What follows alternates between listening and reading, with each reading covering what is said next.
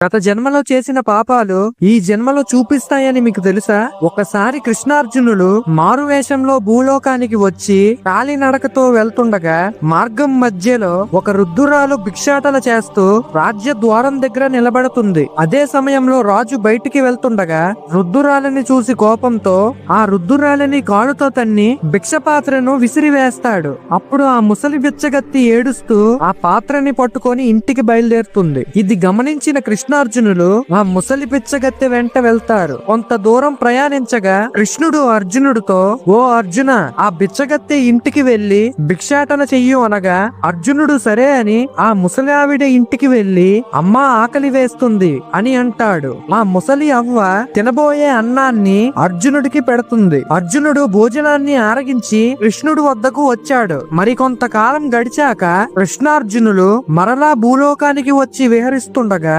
మార్గం మధ్యలో ఒక కోటలో పెద్ద బారసాల విందు జరుగుతూ ఉంటుంది.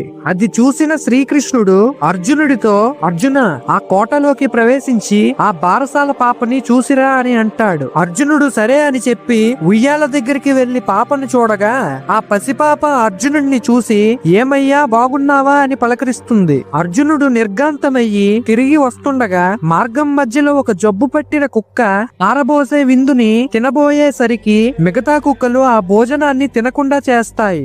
అది చూసి అర్జునుడు కృష్ణుడు వద్దకు వచ్చి, కృష్ణ, ఏం జరుగుతుంది అని అడగ్గా అప్పుడు కృష్ణుడు, అర్జున, ఆ పసిపాప మరెవరో కాదు, కిందటి జన్మలో నీ ఆకలి తీర్చిన బిచ్చగత్తె. నీవు చూసిన ఆ జబ్బు పట్టిన కుక్క ఆ ముసలవ్వని తనిన రారాజు. కిందటి జన్మలో చేసుకున్న పాపాలకు ఫలితమే ఇది. ఫ్రెండ్స్, జై శ్రీకృష్ణ అని కామెంట్ చేయండి.